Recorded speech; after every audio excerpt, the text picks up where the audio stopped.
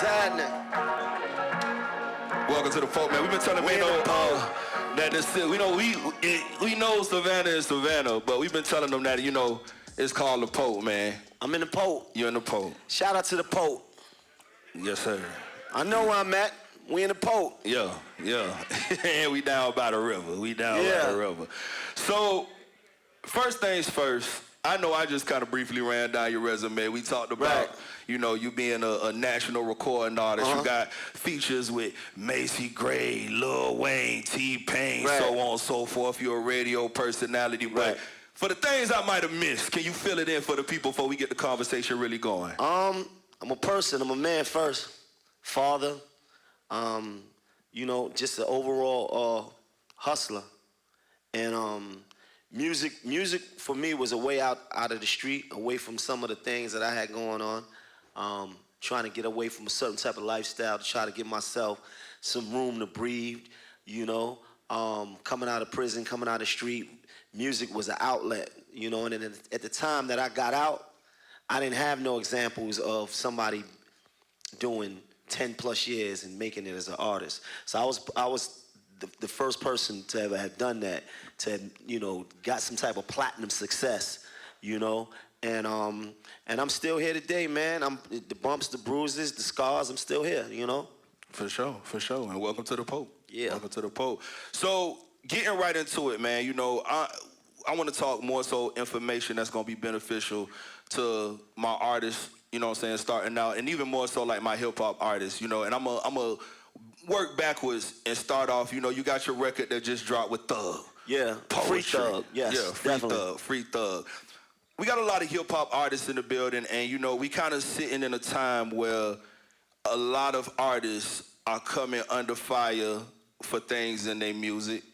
We also living in a time where, as a hip hop artist, if that's your type of material, you got to find a balance of still being street, not letting nobody play in your face, letting it be known that disrespect won't be tolerated, but at the same time, moving and growing and fostering a career that won't get you jammed up. We got to remember what we're doing this for. We can't lose sight of that, right? Music was what? Music was an outlet. It wasn't an outlet to become an artist after you just survived all this shit in the street. You just survived everything, the death, the jail, the violence, the police, all that. You survived all that just to become an artist and then what? Die or go to prison for the rest of your life? That go against what we stand for. Let's not forget about what the goal is. The goal was to find something that we could define like an escape, so to speak, right? This music afforded us so many different opportunities that we wouldn't have had on our own, right? If it wasn't for music, I'm afraid.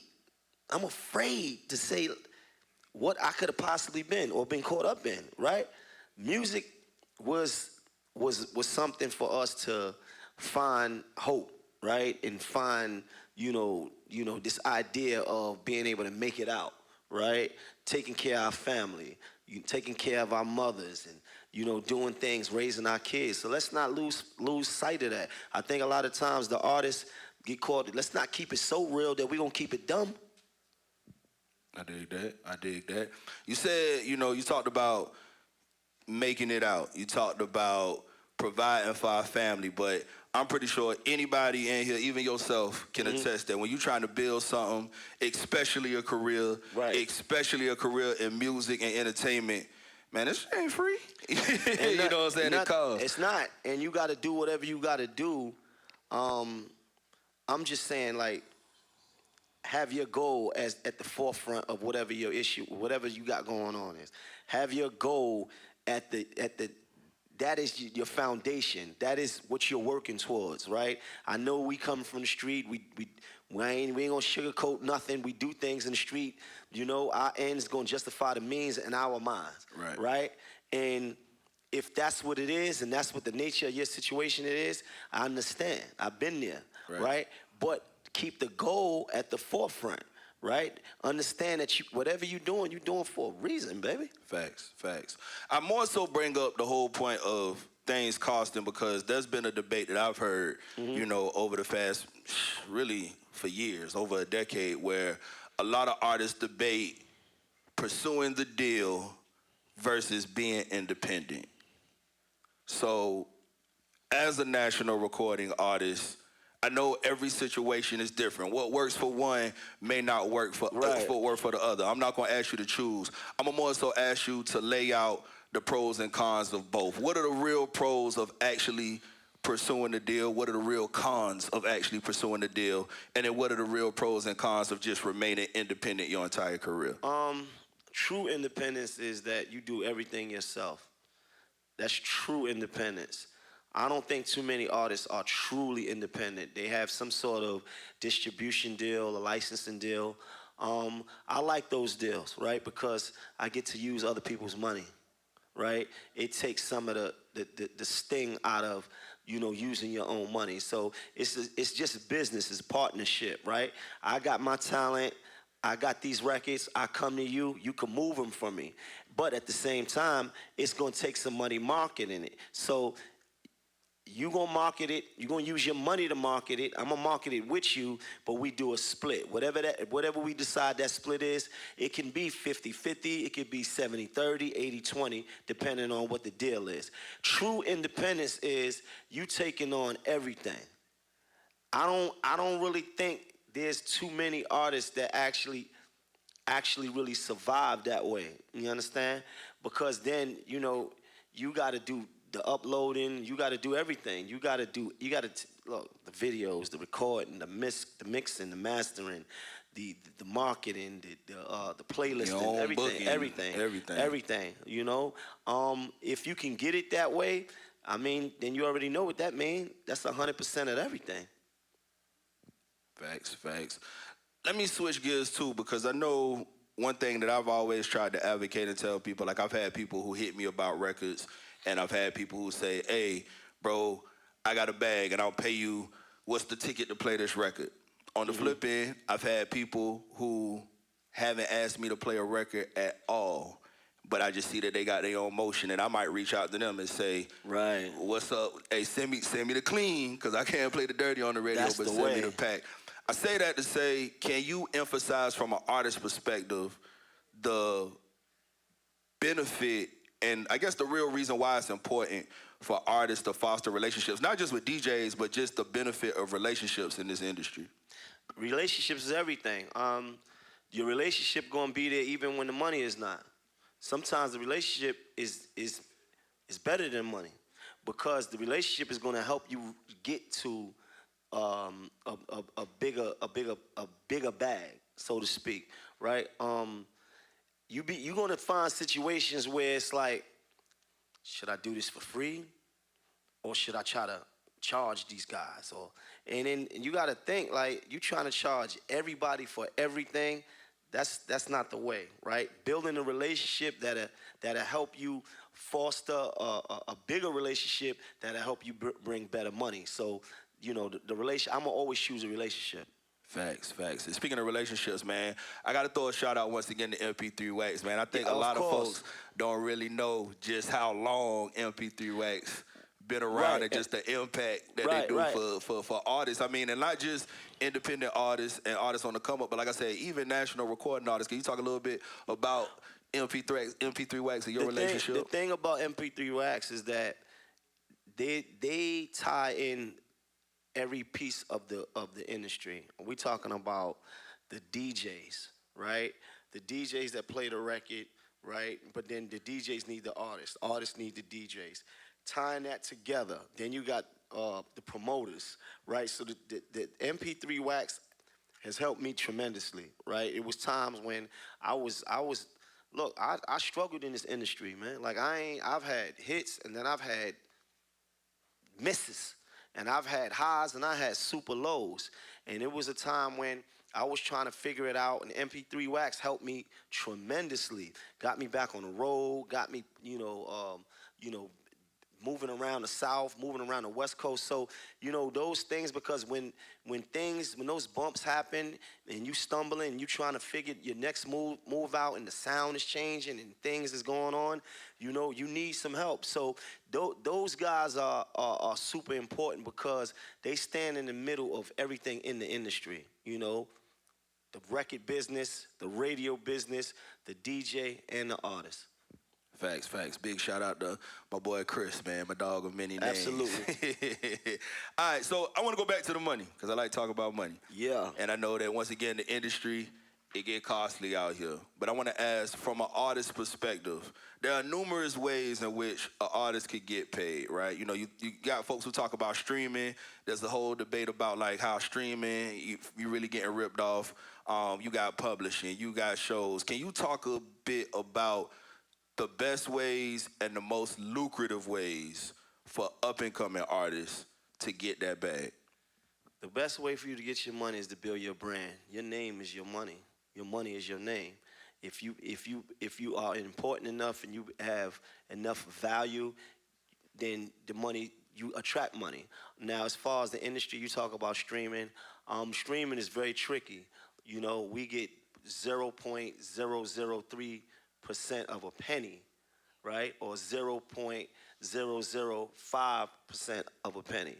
Still to this day, we don't know what record companies are making off of a stream. They can't be making that, because if they was making that, the music business would be over, right?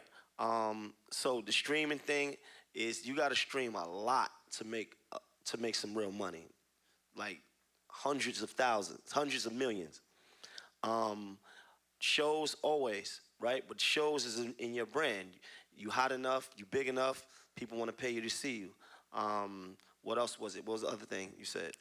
We talked about streaming. We also talked about publishing, because you know, you got like Money Long just recently on the Breakfast Club talked about how the majority of her money comes through publishing and radio spins. Right. And you got Drake, who was like, hey, yeah, radio isn't dead. So I know publishing for a lot of artists is another means too. Publishing is important. You know, you get your writer's share. You know, your song plays enough, you get money from that's the publishing side. But you also get from your master side, right? So this is a deeper conversation, right? I ain't trying to go so deep. So there's two parts of the publishing. You got publishing, which is your writer side, then you got the master side. You get paid from both of those sides. The publishing, you see, so like with BMI, ASCAP, they help collect for radio spins and stuff like that, right? Then you get like from Sound Exchange and companies like that to help you with your internet. So as big as you could, but it all goes back to your brand. It all goes back as how big you are and how successful those records are. The bigger the record, the more money that you can get off the record. You know, whether it's publishing, shows, anything, streams, anything. So the bigger you become, the more successful your records, the more money you can earn. Facts, facts. Also talking about, as we talk about, you know, different outlets, not just for money, but also for branding. You know, we were having a conversation earlier today where we were talking about how, you know, you got DJs and DJs break records, but DJs aren't the only way for people to break records. You got social media, you got influencers. What's your advice for artists when it comes to engaging in those type of platforms? As far as social media? Social media, podcasts.